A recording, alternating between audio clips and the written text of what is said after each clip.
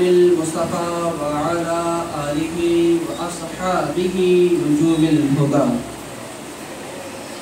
وأولياء أمته وعلماء ملته ولا تقى أما بعد فأعوذ بالله من الشيطان الرجيم بسم الله الرحمن الرحيم فاتبعوا ملة إبراهيم حنيفا صدق الله مولانا العظيم وصدق رسوله النبي الأمين المتين الكريم ونحن على ذلك لمن الشاهدين والشاكرين والحمد لله رب العالمين.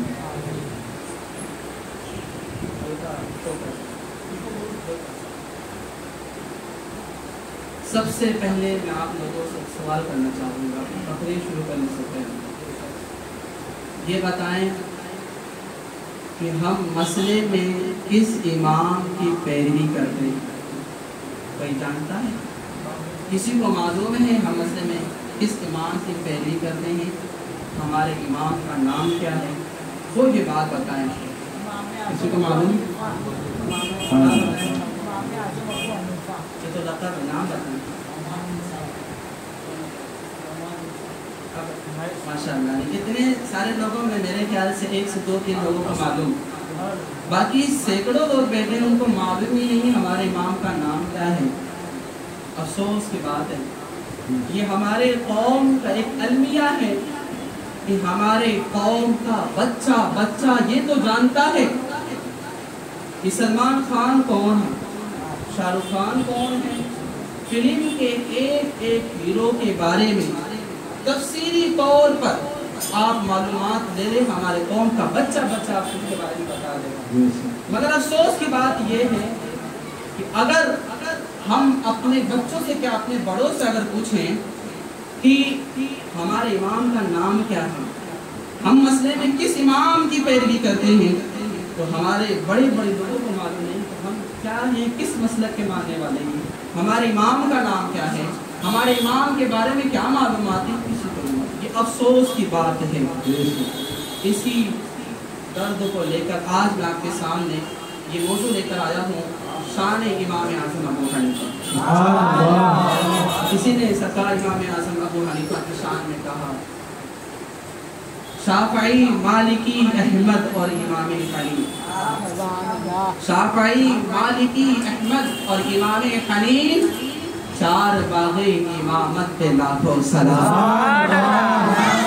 دنیائے فقاہت میں تیرا نام رہے گا، دنیائے فقاہت میں تیرا نام رہے گا، نعمان تیرے نام سے اسلام رہے گا. خدا ہی جانے تمہارا رتبہ کتنا اونچا امام اعظم، خدا ہی جانے تمہارا رتبہ کتنا اونچا امام اعظم.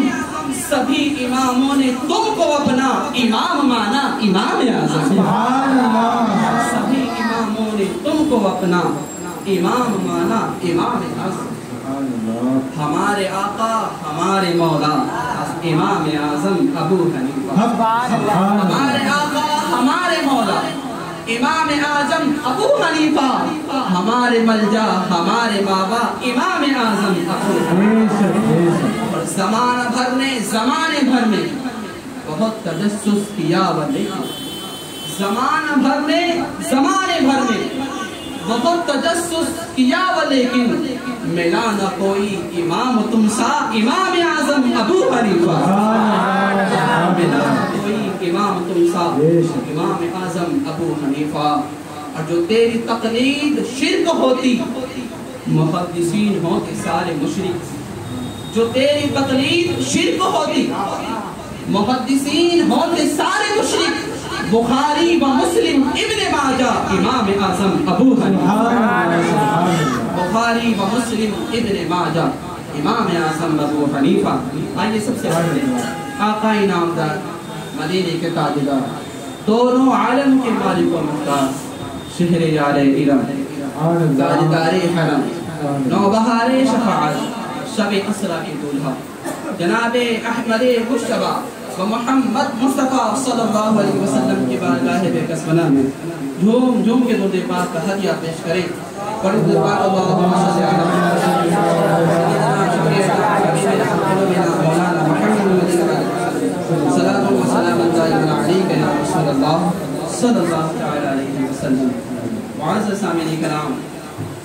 خطبہ مسنونہ کے بعد میں ایک آیت کریمہ اللہ قرآن میں فرماتا ہے فَاتَّبِعُوا مِلَّةَ إِبْرَاهِيمَ حَنِيفًا اور ابراہیم علیہ السلام کی دین پر چلو۔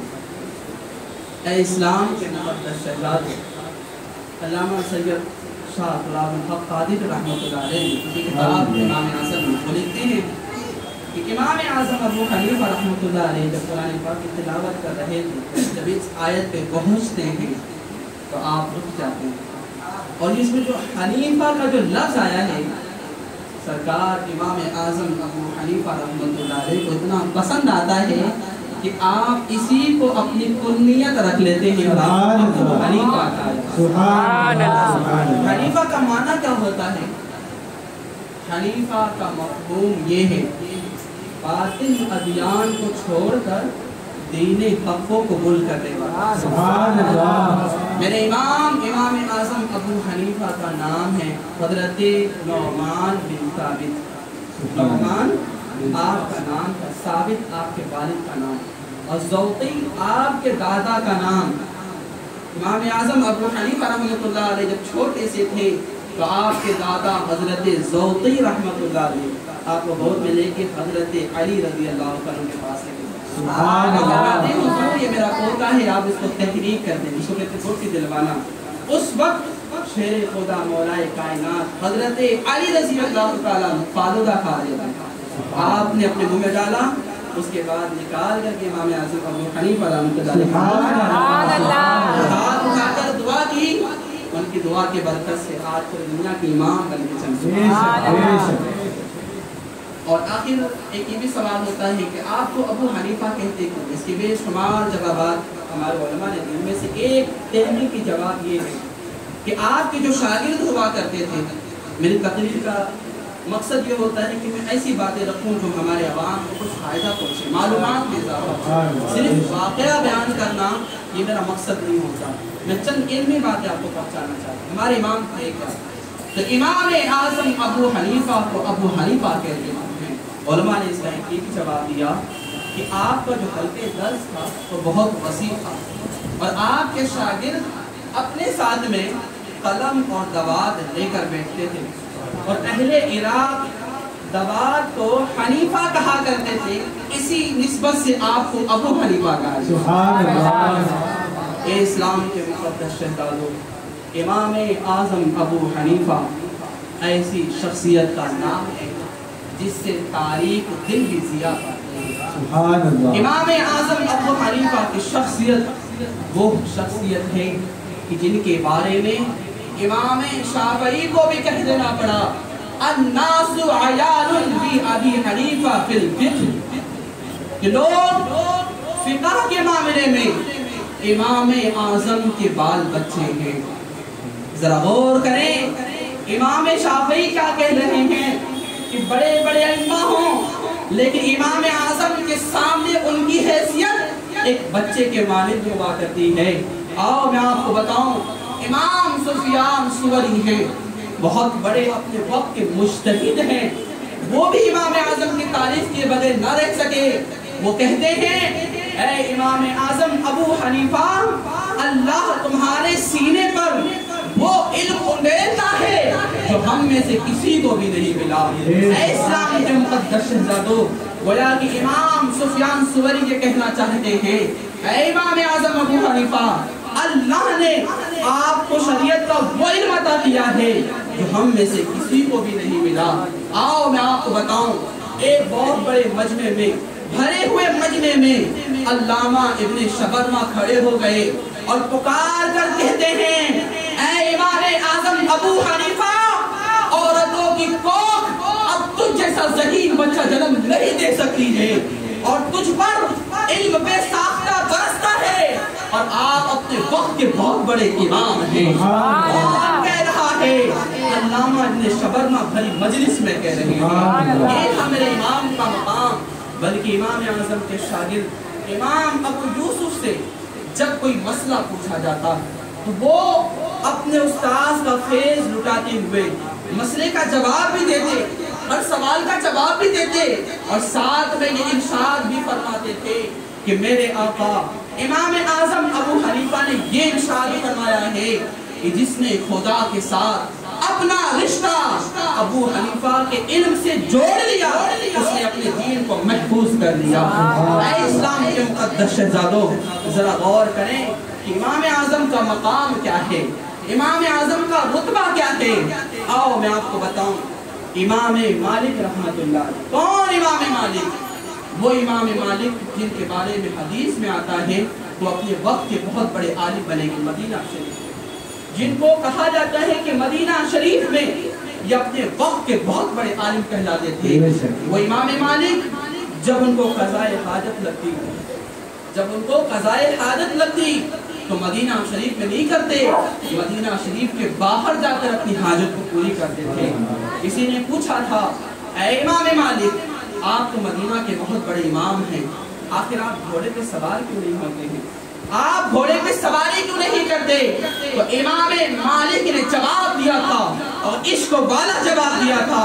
آپ نے فرمایا یہ شہر مدینہ الرسول ہے اور اس شہر میں میرے نبی صلی اللہ علیہ وسلم چلا کرتے تھے، مجھے اس بات کا ڈر ہے کہ میں گھوڑے پہ سواری کروں اور میرے گھوڑے کی ٹانگ کہیں اس جگہ نہ لگے جہاں میرے مصطفیٰ چلے۔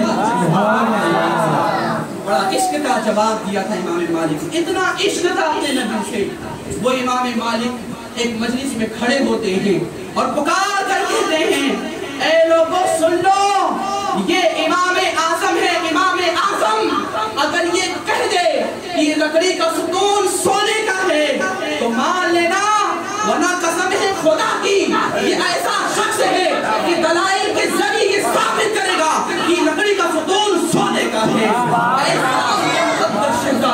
ذرا غور کریں، میرے امام کی تعریف بڑے بڑے عالم نے کی، بڑے بڑے امام نے کی، کبھی تو شاعر کہتا ہے دنیائے فقاہت میں تیرا نام رہے گا، نعمان تیرے نام سے اسلام رہے گا، اور خدا ہی جانے تمہارا رتبہ کتنا اونچا۔ امام اعظم، سبھی اماموں نے تم کو اپنا امام مانا، امام اعظم۔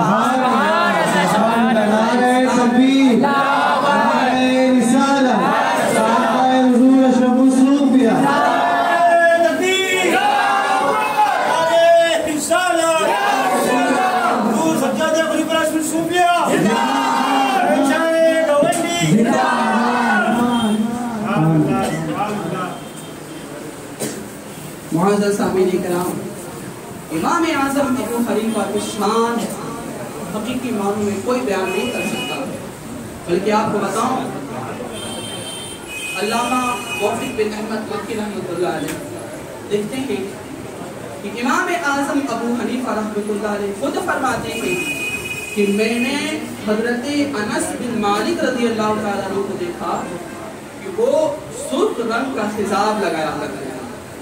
ذرا توجہ ادھر فرمائیں، کون کہہ رہا ہے؟ امام اعظم خود فرماتے ہیں کہ میں نے انس بن مالک کو دیکھا، صحابی رسول۔ اور آپ کو یہ بھی بتاتا چلو کہ ایک روایت میں یہ آتا ہے کہ امام اعظم ابو حنیفہ نے 27 صحابہ کرام کی زیارت کی، اور ایک روایت میں آتا ہے کہ 26 صحابہ کی زیارت کی، اور ان صحابہ میں سے آپ نے بذات خود 6 صحابہ سے علم حدیث حاصل کیا۔ ذرا غور کریں کہ صحابہ سے علم حاصل کرنا، وہ صحابہ جنہوں نے اپنے نبی حضور نبی کے آخر الزمان سے علم حاصل کیا، ان صحابہ سے امام اعظم علم حاصل کر رہے ہیں۔ اور ایک بات اور بتاتا چلوں، آخر بخاری شریف کو قرآن پاک کے بعد سب سے بڑا مقام کیوں دیا گیا؟ آخر اس کی وجہ کیا ہے؟ اصح الکتب بعد کتاب اللہ کا لقب کیوں ملا؟ علماء اس کے بے شمار جوابات دیتے ہیں، اس میں ایک جواب یہ بھی دیتے ہیں کہ بخاری شریف میں ایسی حدیث پاک موجود ہے کہ جو صرف 2 واسطوں سے حضور اکرم صلی اللہ علیہ وسلم تک پہنچ جاتی ہے، 2 راوی، صرف بیچ میں 2 راوی، اس کے بعد اللہ کے رسول تک وہ حدیث پہنچتی۔ اس طرح کی حدیث بخاری میں موجود ہے۔ اور مسلم شریف بخاری کے بعد مسلم کا نمبر کیوں؟ اس لیے کہ مسلم میں بے شمار حدیثیں ایسی بھی لائی گئی ہے جس میں 3 واسطوں سے حضور تک حدیث پہنچ جاتی ہے۔ آؤ امام اعظم کی بات کرتے ہیں، کہ میرے امام کے پاس کیسی حدیث پاک تھی؟ علماء فرماتے ہیں کہ امام اعظم ابو حنیفہ کے پاس 17 حدیثیں ایسی تھی جو صرف ایک واسطے سے اللہ کے رسول تک پہنچتی تھی. وہ حدیث نہ بخاری میں تھی نہ مسلم میں تھی، صرف ایک واسطے سے اللہ کے رسول تک. کتنی 17 حدیث وہ امام اعظم ابو حنیفہ کو معلوم تھی. اے اسلام کے مقدس شہزاد، آؤ میں آپ کے امام اعظم کا ذوق و تقویٰ بتاؤں. میرے امام کا ذوق و تقویٰ کیا رہا؟ علامہ عبداللہ ابن مبارک فرماتے ہیں کہ اے لوگوں، میں نے بے شمار لوگوں کو دیکھا مگر امام اعظم ابو حنیفہ سے بڑھ کر میں نے کسی کو زہد و تقویٰ اور متقی نہیں پایا.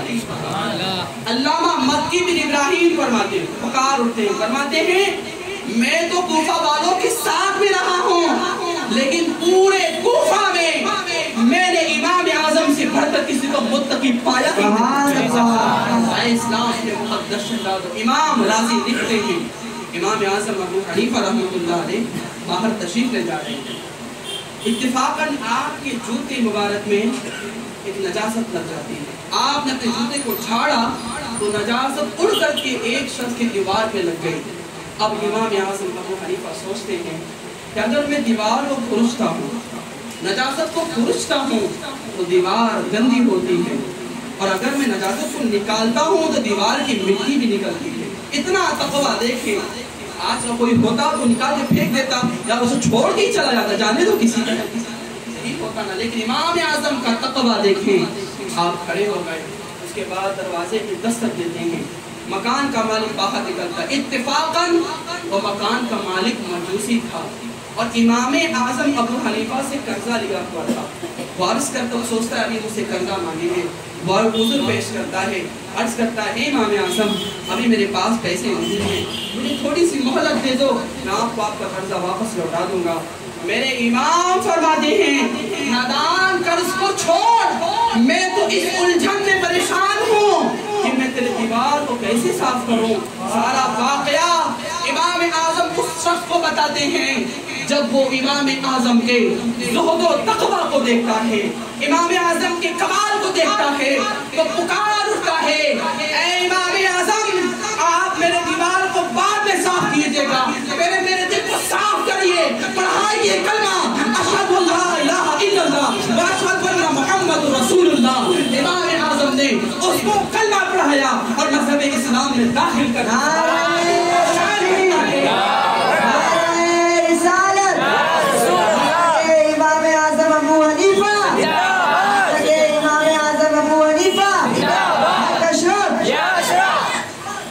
تو شاعر کہتا ہے جو بے مثال ہے آپ کا تقویٰ، تو بے مثال ہے آپ کا تقویٰ، جو بے مثال ہے آپ کا تقویٰ، تو بے مثال ہے آپ کا فتویٰ، ہے علم و تقویٰ کہ آپ سنگم امام اعظم.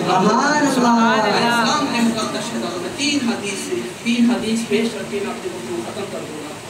3 حدیث وہ پیش کروں جس میں میرے امام کا تذکرہ موجود ہے. علامہ موفق، حالانکہ میں بہت سی باتیں لے کے آیا تھا، بہت سی باتیں ذہن میں، لیکن وقت کی قلت کو دیکھ رہا ہوں میں. انشاءاللہ پھر کبھی موقع ملے گا تو کبھی عرض کروں گا. علامہ موفق بن احمد مکی رحمۃ اللہ علیہ حضرت ابو ہریرہ سے روایت، وہ فرماتے ہیں اللہ کے رسول صلی اللہ علیہ وسلم نے فرمایا اے میرے صحابہ سنو، اے میرے جانشاروں سنو، میری امت میں ایک ایسا شخص پیدا ہوگا جس کو ابو حنیفہ کہا جائے گا، اور وہ قیامت کے دن میری امت کا چراغ ہوگا. اور ایک دوسری جگہ وہ علامہ موفق بن احمد مکی رحمۃ اللہ علیہ دوسری جگہ لکھتے ہیں ایک مرتبہ حضرت جبریل علیہ السلام اللہ کے رسول کی بارگاہ میں حاضر ہوتے ہیں. عرض کرتے ہیں یا رسول اللہ، حضرت لقمان کے پاس حکمت کا اتنا بڑا ذخیرہ تھا کہ اگر وہ اپنے حکمت کے خزانوں میں سے ایک دانہ اگر حکمت بیان فرماتے تو دنیا کی ساری حکمتیں اس کے سامنے دست بستہ کھڑی ہو جاتی ہیں.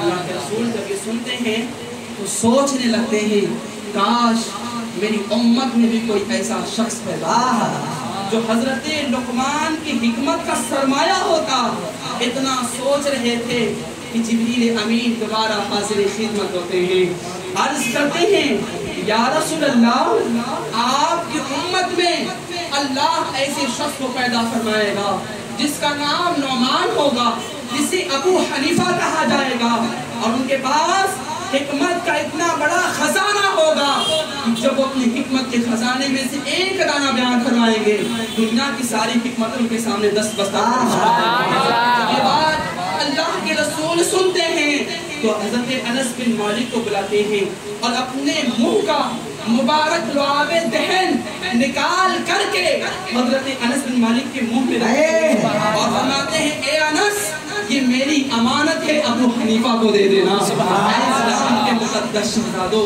امام اعظم کے بارے میں آتا ہے کہ حضرت انس بن مالک نے اس لعاب دہن کو امام اعظم ابو حنیفہ کے منہ میں ڈالا تھا۔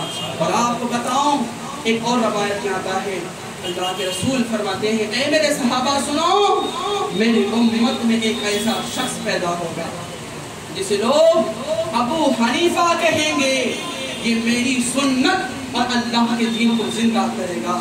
اسلام کے مقدس شہزادوں، ذرا غور کریں ہمارے امام کا مقام کتنا بلند ہے، ہمارے امام کو اللہ نے کتنا بلند رتبہ عطا کیا ہے۔ تو شاعر کہتا ہے خدا ہی جانے تمہارا رتبہ کتنا اونچا امام اعظم، خدا ہی جانے تمہارا رتبہ کتنا اونچا امام اعظم، سبھی اماموں نے تم کو اپنا امام مانا، امام ہمارے مولا امام اعظم ابو حنیفہ، ہمارے ملجا ہمارے ماں باپ امام اعظم ابو حنیفہ، جو تیری تقلید شرک ہوتی، محدثین ہوتے سارے مشرک، بخاری و مسلم ابن ماجہ، امام اعظم ابو حنیفہ۔ اللہ ہم سب کو سرکار امام اعظم ابو حنیفہ کی غلامی قبول فرمائیں، اللہ ہم سب کو ان کا صدقہ عطا فرمائیں، اللہ ہم سب کو سچا پکا عاشق رسول بنائیں، اور جب ہمارا خاتمہ ہو ایمان پر ہو، آمین بجاہ النبی الامین صلی اللہ علیہ وسلم۔ السلام علیکم ورحمۃ اللہ۔ نعرہ تکبیر، نعرہ